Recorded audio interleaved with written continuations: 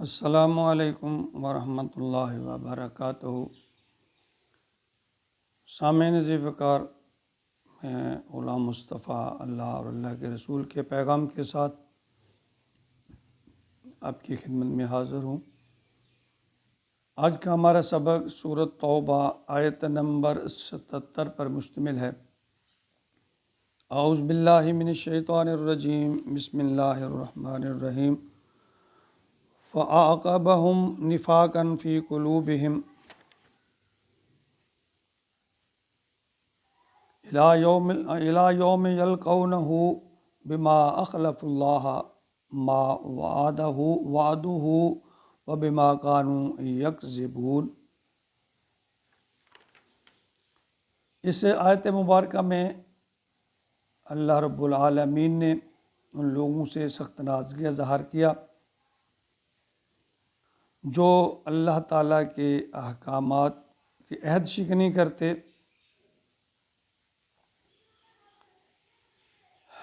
جھوٹ بولتے، بخل کرتے ہیں، مال و دولت اللہ کی راہ میں خرچ نہیں کرتے اور اللہ کے احکامات کو نہیں مانتے۔ یاد رکھیں، جو لوگ مجبوراً یا بغیر اخلاص کے، یعنی اخلاص کے بغیر بادل نخواستہ اللہ کی راہ میں خرچ کرتے ہیں، وہ بھی انہی لوگوں میں، اللہ تعالیٰ ان کو بھی انہی لوگوں میں شامل کیا۔ فرمایا وَعَاقَبَهُمْ نِفَاقًا فِي قُلُوبِهِمْ، اللہ نے سزا کے طور پر ڈال دیا ان کے دلوں میں نفاق۔ یعنی یہ جو لوگ ایسے ہیں، وعدہ کرتے ہیں اس کو پورا نہیں کرتے، بخل کرتے ہیں، مال و دولت اللہ کی راہ پر خرچ نہیں کرتے۔ اللہ فرماتے ہیں ایسے لوگوں کے دلوں میں اللہ تعالیٰ نے نفاق پیدا کر دیا ہے۔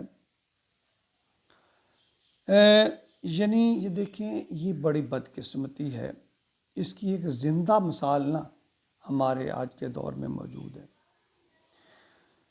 ہم لوگوں نے، ہمارے آباء و اجداد نے پاکستان اسلام کے نام پر حاصل کیا تھا۔ کیا تھا کہ پاکستان کا مطلب کیا؟ لا الہ الا اللہ۔ یہاں اسلامی قانون ہوگا، اسلام کی عمل داری ہوگی، اسلام پر عمل درآمد ہوگا، ہم آزادی کے ساتھ اسلام پر عمل کریں گے۔ لیکن ہم بحیثیت قوم اس عہد کو بھول گئے۔ پھر اس کا نتیجہ کیا ہوا؟ اللہ تعالیٰ نے ہمارے اوپر 3 طرح کے عذاب مسلط کر دیے کہ ہم بحیثیت قوم فرقوں میں بٹ گئے، ہمارے اندر عصبیت پیدا ہو گئی، نفاق پیدا ہو گیا، مذہبی فرقہ واریت آ گئی اور صوبائیت، علاقائیت، لسانیت یہ پیدا ہو گئی، اور اس نے معاشرے پورے کو تباہ و برباد کر کے رکھ دیا۔ اور دوسرا، ہمارے دلوں کو جو روگ لگایا، اس میں جو دوسری جو اللہ کی طرف سے عذاب آیا کہ ہم نہ تو شخصی لحاظ سے اور نہ قومی لحاظ سے ایک اچھے انسان بن سکے۔ ہمارا کردار شخصی لحاظ سے بھی نیگیٹو ہے اور قومی لحاظ سے بھی نیگیٹو ہے۔ اور یہ بھی اللہ تعالیٰ نے فرمایا، جو سمجھ لیں اللہ کا ایک عذاب ہی ہے ہمارے اوپر، کہ ہم نے جس پاکستان کو اسلام کے نام پر حاصل کیا تھا کہ یہاں کا جو قانون ہے وہ اسلامی ہوگا، یعنی نو legislation will be done repugnant to the Quran and Sunnah، یعنی کوئی قانون قرآن اور سنت کے خلاف نہیں ہوگا۔ بدقسمتی سے ہماری زبان بھی ہمارے قانون کی جو ہے وہ بھی شاید انگریزی میں ہے۔ تو ہم نے دیکھیں بہت ساری، ہم نے محکمے بہت بنا رکھے جی، یہ شریعت کورٹ ہے، یہ اسلامی نظریاتی کونسل ہے، فیڈرل شرعی کورٹ ہے، سب کا وہاں بڑے بڑے جج، بڑے بڑے لوگ بڑی بڑی تنخواہیں وصول کرتے ہیں، لیکن آؤٹ پٹ زیرو ہے۔ ان کے سفارشات کی کوئی قانونی حیثیت نہیں ہے۔ وہ سفارش کرتے ہیں کہ یہ قانون اسلام کے خلاف ہے، کوئی قبول نہیں کرتا، کوئی ماننے کے لیے تیار نہیں۔ یہاں یعنی قانون کی عملداری کا نام و نشان تک نہیں، نہ ہماری عدالتوں میں اسی طرح قانون پر عمل درآمد کروایا جاتا ہے۔ یعنی غریب کو ہمیشہ کچلا جاتا ہے، اور امیر کے لیے کوئی بھی قانون نہیں ہے۔ تو یہ ایک عملی مثال ہے ایک پاکستانی قوم کی، جس میں یہ اللہ تعالیٰ نے فرمایا کہ میں ان کے دل نفاق سے پھر بھر دیتا ہوں۔ یہ ہمارے لیے یہ اللہ کی ناراضگی کی ایک بہت بڑی مثال ہے۔ تو فرمایا بما اخلف اللہ،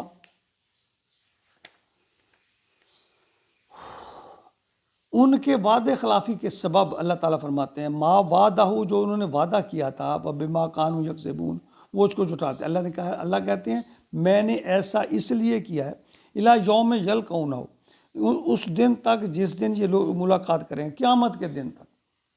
یعنی اللہ فرماتے ہیں قیامت کے دن تک میں نے ان کے دلوں میں نفاق بھر دیا ہے، اور یہ اس سبب سے ہے کہ وہ جھوٹ بولتے ہیں۔